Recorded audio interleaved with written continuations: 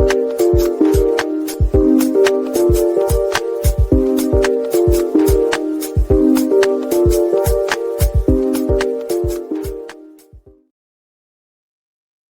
everyone, and welcome to Liverpool Transfer Talk Show on Football Talk Podcast. My name is Ozzy, and I'm your host for this evening. Now, it's been a day where I'm sure a lot of us were refreshing our social media feeds constantly throughout the day, but still not seeing any bombers or any real updates to current rumours, which is, of course, Liverpool trying to sign Marc Guehi and Alexander Isak. But there has been some sort of official news regarding outgoings, plus a surprise link that has pretty much come out of nowhere, which we'll discuss during the show.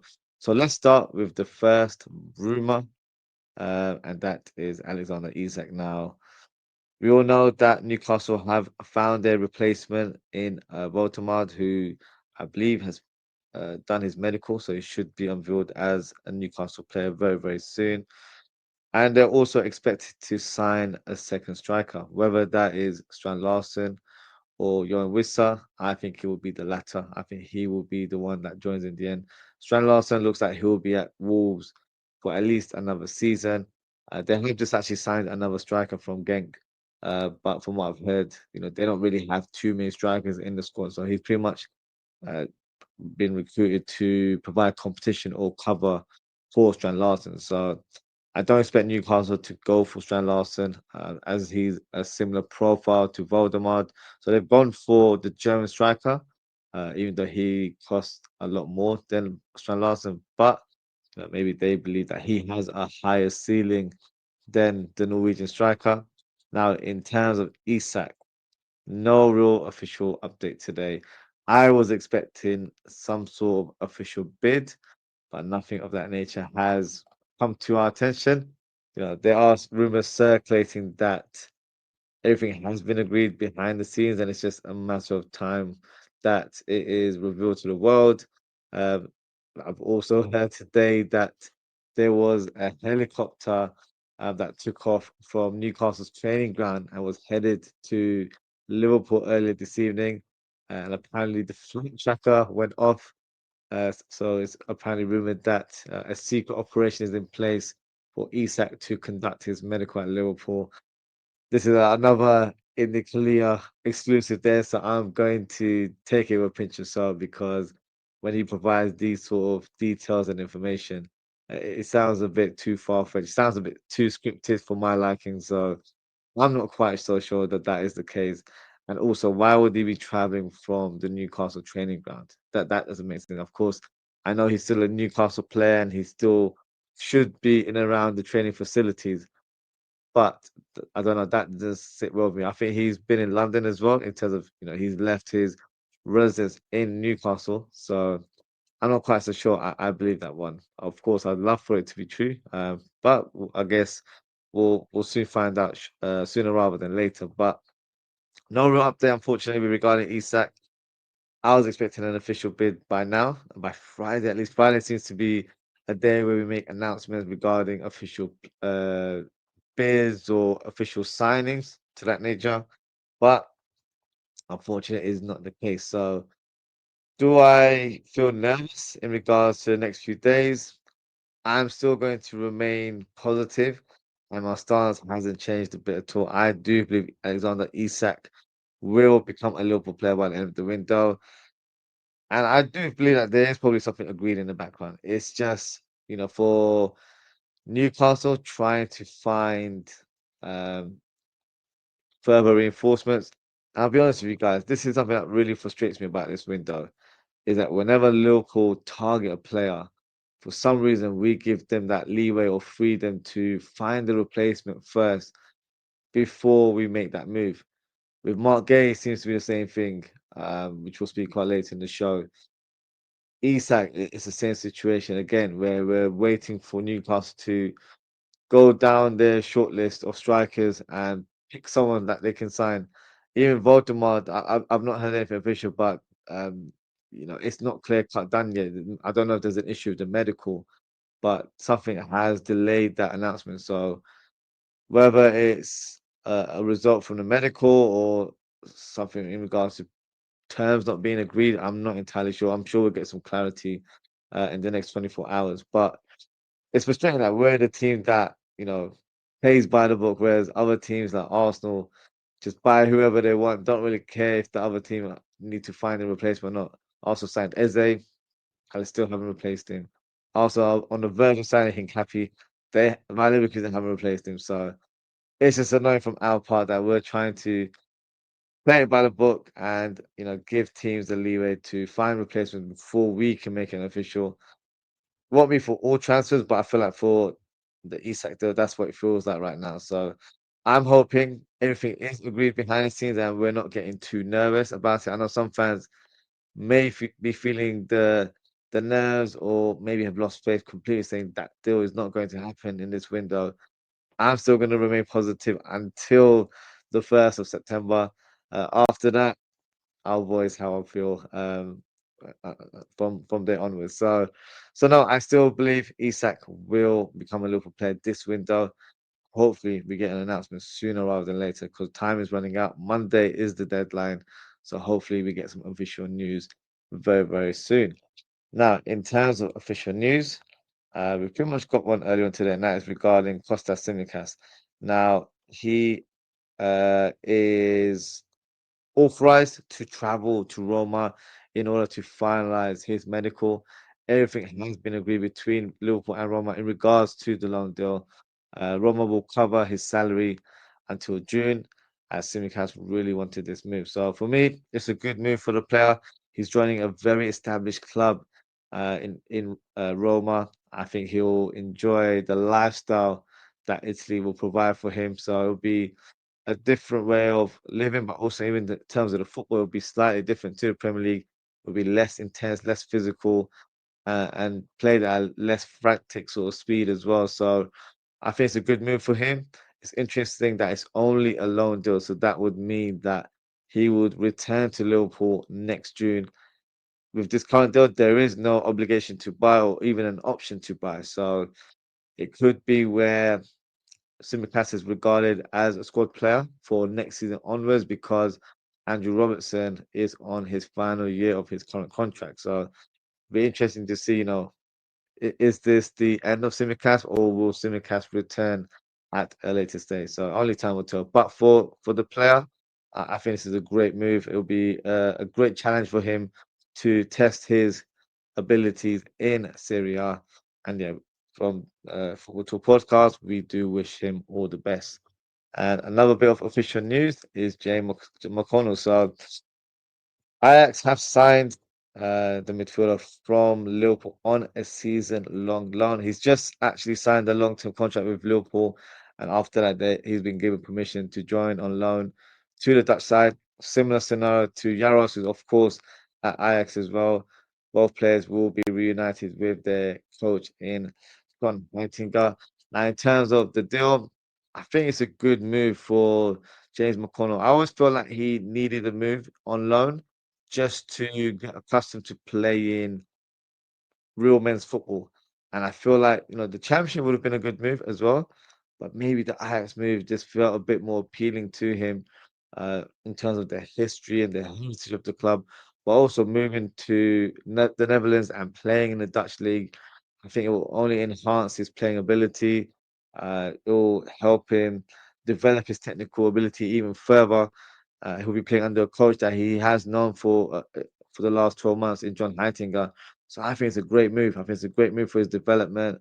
He'll be able to test himself in a different league, uh, learn a new language, new environment, new scenarios. So, uh, of course, very sort of alienated move for him because he's moving over to another country. But I feel like this will be the move that can really help further his career in the long term. So for me, it's a good move. Um, it's a loan deal, so he will be expected to return next year as well. So I'm excited in terms of how he performs there. As a player, I really rate. In fact, I probably rate him above, a couple of other players.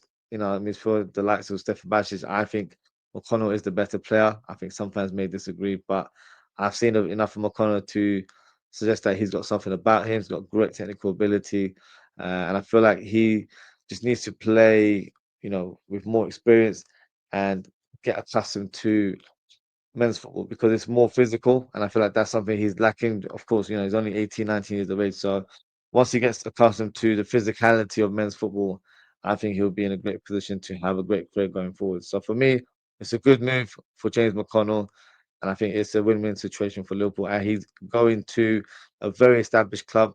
Ajax are, of course, in the Champions League as well, so he'll be able to play European football this season as well. For me, great move for player and for both clubs in question, to be fair. Now, on to the next rumour, and that is regarding Marc Guehi.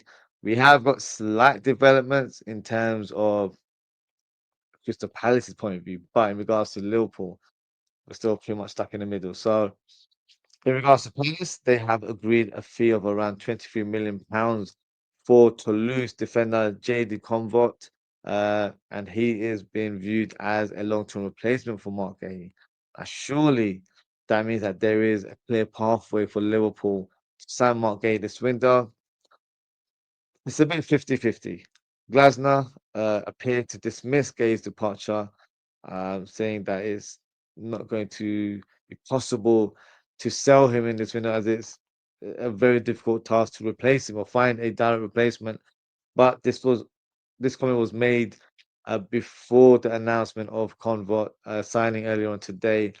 So, maybe the manager expressed his personal views. And of course, no one wants to lose their captain of their team, especially someone that is the heart of their defense. But the directors may see it differently, as this is the time for the club to make money and try and get a sale.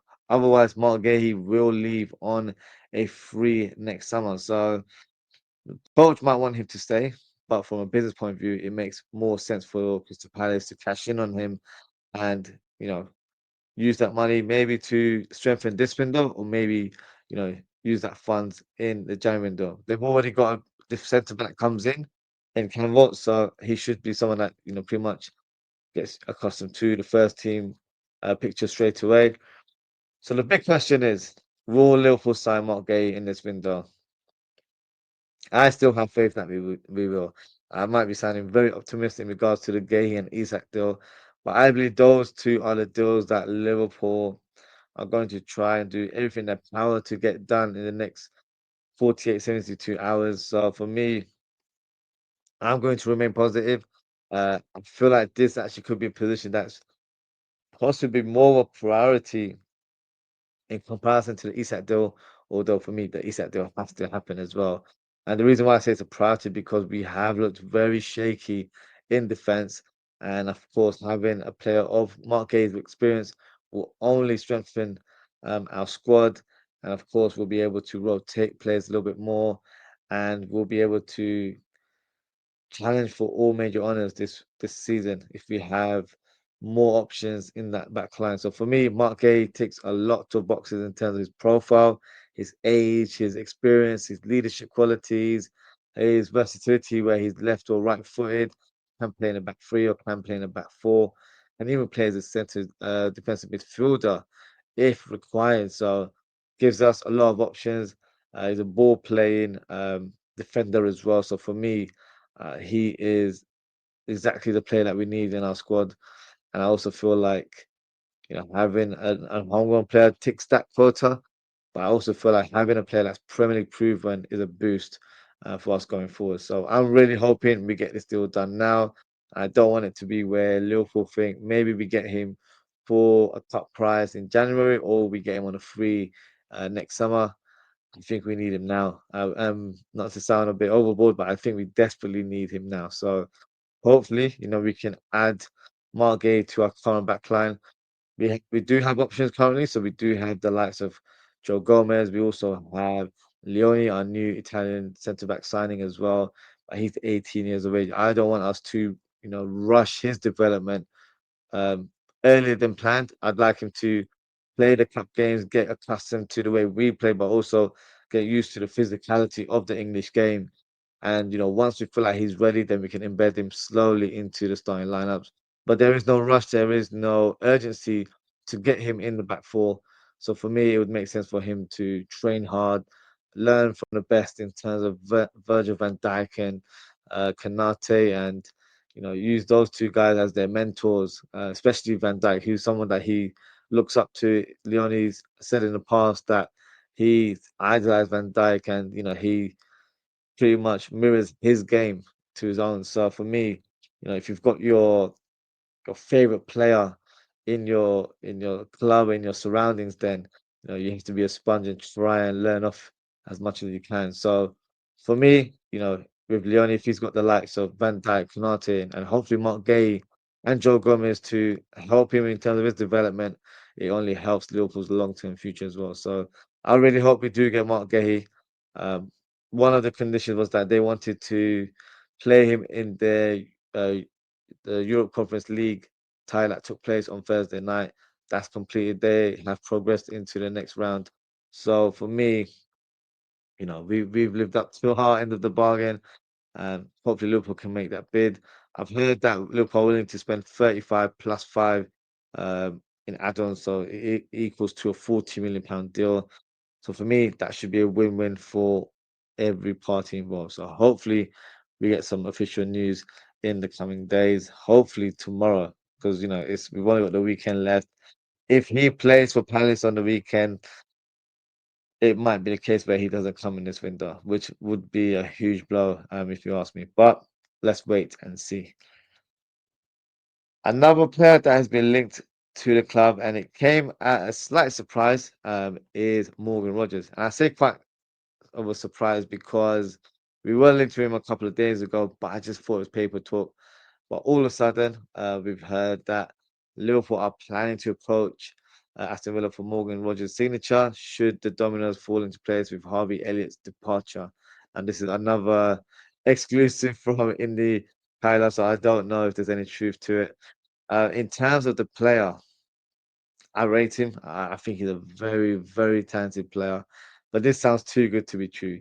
And for the deal to happen so late in this window, I'd be very pleasantly surprised if we were to get over the line. In terms of the player, he ticks a lot of boxes. He's a player that's naturally a number 10, but can play on the right hand side, on the left, and can play up top as well. Uh, so if Harvey Elliott was to leave, I think he'd be an upgrade. I think he'd be a fantastic replacement for him in the squad. The fee hasn't really been muted right now. I think it's probably around that 70 million range. I feel like Aston Villa might want more. I don't know if they do have PSR issues. That's the rumor that I've been hearing, that's why they are willing to sell him. But why has it come to their attention so late in the window that they need to sell? So um, I don't know about this one. I would love for it to be true. I just don't see any legs in it. Maybe in the future, he could be a potential target, but right now, I don't think there's any weight to the story. So let's see. Only time will tell. I'm sure we'll get some further developments if there is any truth to it. But thinking about the player in terms of what he would bring to Liverpool, I was going through his stats earlier on, where last season he played 54 games across 3 competitions, 14 goals, 16 assists, so 30 GA in 54 games. It's not bad at all. And what was interesting about his positional play, he played 24 times in an attacking midfielder role, so 7 goals and 5 assists. But the right wing one, that's an interesting one. That's sort of his second favorite role in comparison to what we've seen over the last 12 months. Um, and he's played there 14 times, 1 goal, 7 assists. Left wing, he's a bit more productive, I guess. 7 games, 4 goals, 1 assist. So I feel like he would be a fantastic player that covers our front line. He can even play as a striker, although he hasn't scored as a centre forward. He has scored as a second striker, which pretty much for me is a number 10. So, in terms of the stats, he bowls very well. Um, if we need him in that number 10 or if Florian Wirtz isn't available, then that would be another player that competes for that position. But I feel like he'll be great cover for Salah and could even challenge for Gakpo in a signing spot. If he's really, you know, mustered up in training and has shown his quality, then the coach feels like, look, we have to put him in the lineup. He could displace Gakpo in the team, if this rumor was to be true. So I'm not going to go too heavy in terms of my research. We've seen him play for Villa. I watched a couple compilations today, and I just thought, yeah, he would be amazing for us as an addition to our squad. So, if we get, I'm not discrediting Indy Kyler, but if we get, a real bomber from Ornstein or Fabrizio Romano, that, there is genuine interest to sign Morgan Rogers, I would be over the moon. I think he'd be a great addition to our squad. But I'll be honest with you, I'm going to go with my gut instinct, and I feel like it's too good to be true. Uh, Before we move on, see, we've got a few comments here from SSB20. It's a big up, big yourself, SSB20. I hope you're well. He said, bro, when is Isak coming? I'm hoping he's coming before Monday. I really think he's he's not even coming. I'm praying he is. I can't say for sure. I still am confident that he will eventually join Liverpool by the end of this window. I'm expecting us to make a bid tomorrow, if I'm being honest with you. It has to be done tomorrow. I've heard rumors suggesting that a deal has already been agreed in the background. Maybe they're waiting for the Voldemort transfer to be announced officially, and then we get the breaking news that Liverpool have agreed a deal. I don't think we'll be hearing like a bid has been placed. I think it'll be more so where it's been agreed. He's going to have a medical, and then hopefully it gets finalized on Sunday/Monday. So I'm still hoping that it will happen. Uh, we'll just have to sit back and just see what happens or see what unfolds. SSB28 says, I just can't see a record breaking transfer happen on deadline day. That's why I feel like something's been agreed in the background. It sounds too crazy that Liverpool have been in the picture and nothing's really happened. But at the same time, the irony of us being patient is that Newcastle weren't so patient with certain targets. They pretty much bidded twice for Strand Larson and almost unsettled the player. Pretty much did, to be fair, because his head was turned and he wanted to join Newcastle.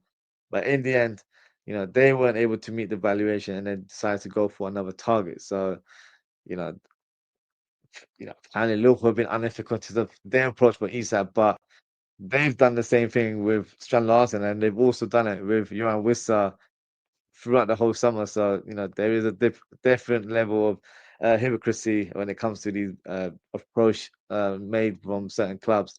But I don't think we'll place that bid on transfer deadline. It all has to be done in the weekend. And I expect it to be where a deal has been agreed. I'm not expecting it to be presented as Liverpool have placed a bid. I feel like it should have been confirmed between the two clubs.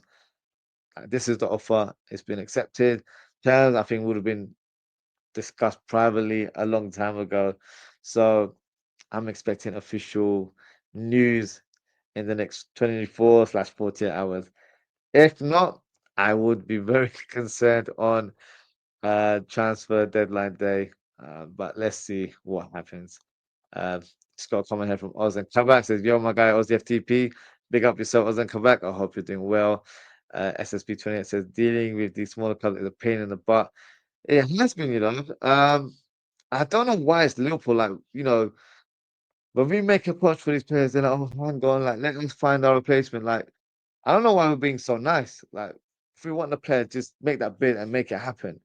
But they are literally prolonging it so much for us. So yeah, it's been quite annoying um, in terms of getting certain deals done. But hopefully, when it happens and when it's all said and done, then we won't be complaining too much. But right now, fans are nervous, and I understand it. I'm probably just a bit more positive because I just feel like it's going to happen. It's just more of a gut feeling than anything else. So I'm going to remain positive until Monday evening after 11 p.m. Once the window's closed, then you'll probably hear a bit of a run if it doesn't happen, but I believe it will happen in the end. So yeah, only time will tell. We'll just have to wait and see. Other comeback says this transfer window just keeps getting wilder. It does. Um, all sorts of happening as well. Like Arsenal signing Hincapie for me is just bizarre. He's a great player. I do actually rate him quite highly. Just a random one, isn't it? And then now we're hearing the name Morgan Rogers come into the picture, where possibly he could be signed if Harvey Elliott was to leave. So a lot is going on right now. So let's see what has happened or what is going to happen, I should say. SSB28 says, why are we waiting for Palace and Newcastle to find replacements? You have no idea. I feel like we're playing the Mr. Nice Guy role, and quite frankly, I don't like it. So, yeah, it's very, very frustrating. And when was the last time a huge bid was made over the weekend? It's very unlikely. That's why I feel like if it's going to happen, it's something that's been agreed in the background. Because the Baltimore transfer hasn't been made official. Correct me if I'm wrong. I just feel like I saw something earlier on today that I'm gonna have to go on Twitter and quickly find it now because I felt like I saw something that suggested that it might not be as straightforward as originally planned. So uh, let me see if I've saved it at all. No, I can't see anything right now. But once that gets made official, I'm hoping that we get some sort of clarity that, you know, Isak is literally close to joining Liverpool, and it's just a matter of time that gets made official. So we'll have to wait and see. But yeah, it's been frustrating. Don't get me wrong. I've not liked the fact that we're being so patient and polite with certain clubs, whereas you see other teams that are more aggressive in the market. So yeah, it has been frustrating to watch. SSB20 says Guehi plays on the weekend, gets injured, fails the medical. I bloody hope not. If he plays on the weekend, I would then have to suggest that he's not moving to Liverpool this window. That would be for me the sign there that he's not going to join us. And Glasner was pretty much on the money where he said, "Look, he's too it's indispensable for them, so they don't want to sell him so late in the window." But I'm going to try and keep the faith alive and suggest that he will be a Liverpool player by Monday. This is what can happen when you drag these transfers. It can. And with the game one, I don't know. It's a bit of a funny one because I think the summing block was probably like 5-10 million, which could have been, resolved a long time ago. So it's been quite bizarre in terms of why we've let that deal drag on. The Isak one, I think there's a bit more layers to that story because of the player and his stance against his current club and Liverpool just, watching it with popcorn. But right now, for me, I feel like we need to dash the popcorn away and just make that bid because right now it is getting a bit frustrating. But you know, we'll see.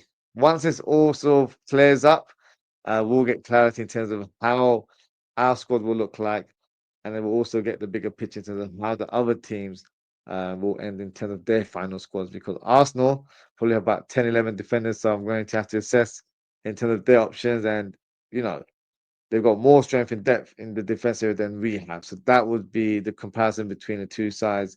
Mohamed Salah's already gone on record to say their favorites, and some fans have taken it the wrong way. But I do understand his point because they've been together as a group for 5, 6 years.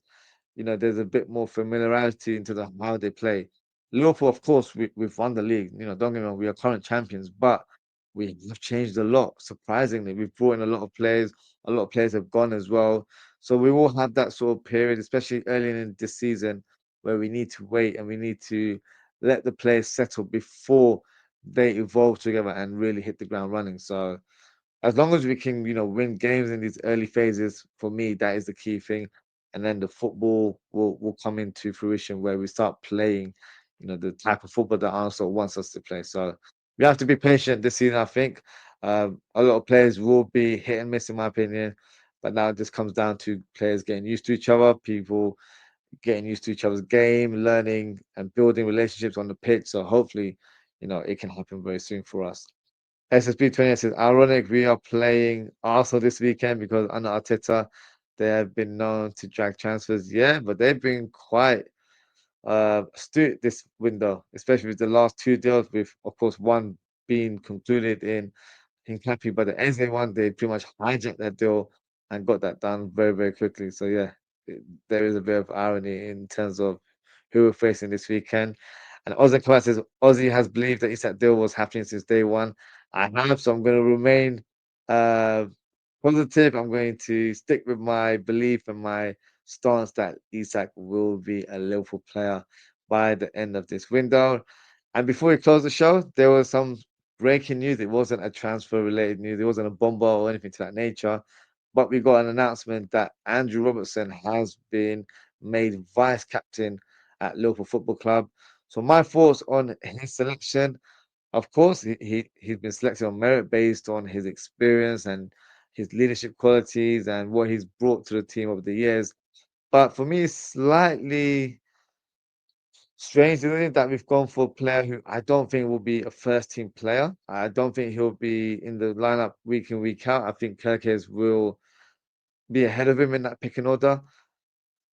But I understand, in terms of what he brings to the table, I think it would have made more sense to have gone for Mohamed Salah, who's pretty much a mainstay in our squad, and also Alisson. I think Salah and Alisson would have made the perfect sense to have as your vice captain. But these other players are still regarded as, you know, the part of the leadership group. So just because they've not been officially labeled as the vice captain, if Virgil's not around or Robertson's not around, I think I'm sure it'll be Salah and then Allison, and then that will be the kind of order in terms of the leadership candidates, I guess. So yeah, I'm so slightly surprised that it's officially been named as Andy Robertson, but it's not something I'm going to lose too much sleep over. Robertson has great experience and he's probably a great mentor to the young squad. So yeah, it's not a bad appointment at all. But I would have liked or would have expected it to have been either Mohamed Salah or Alison Becker. Just going to go through some of the final comments and then we'll close the show. SSB28 says that's actually true. If there was another club also after Isak, would Liverpool move faster?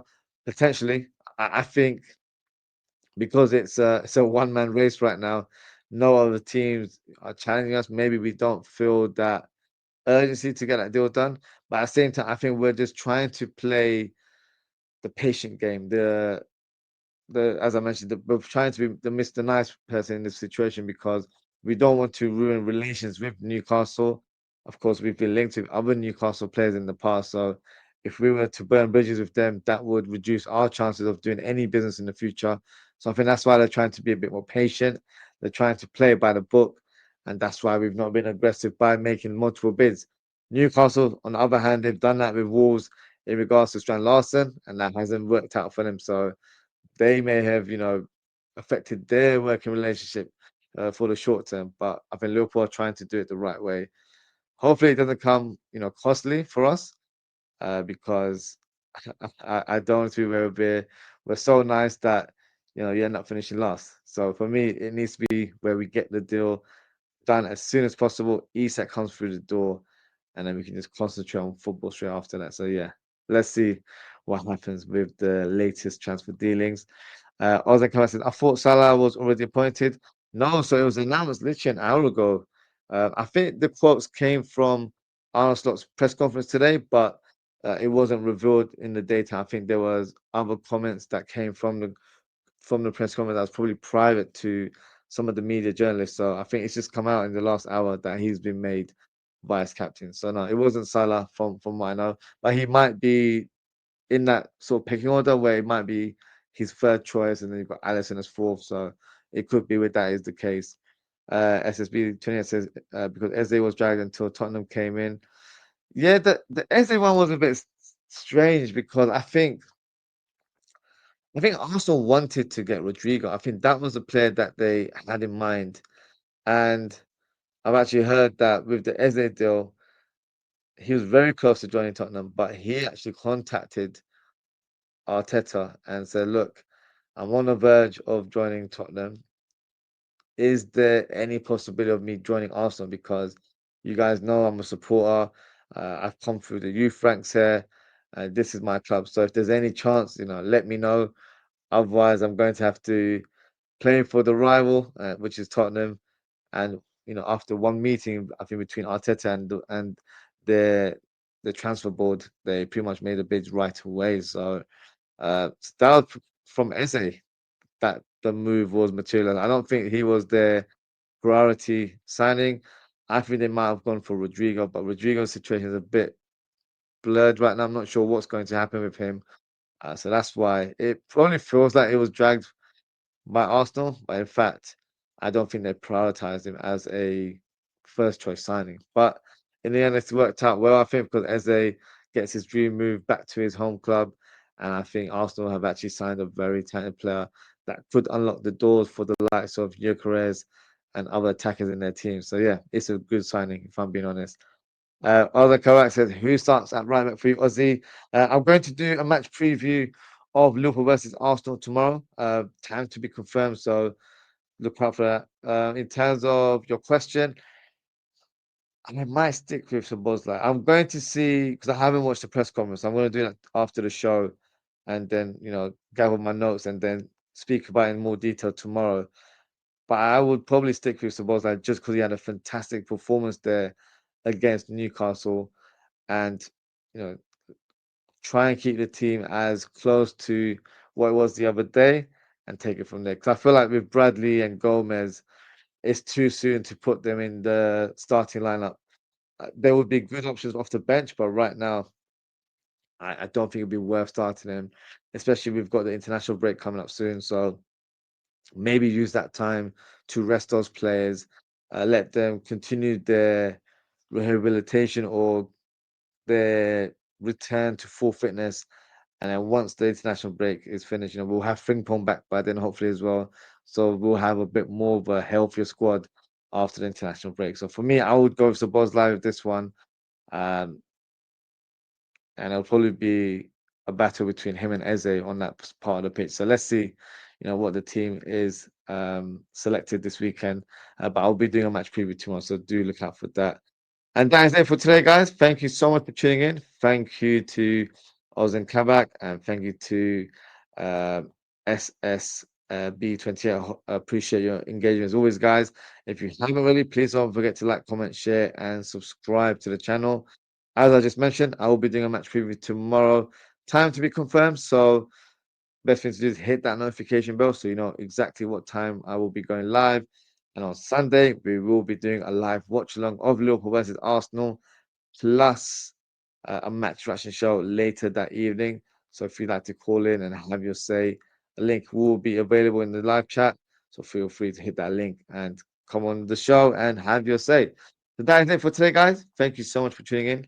Take care, stay safe, and I hope to see you all very, very soon.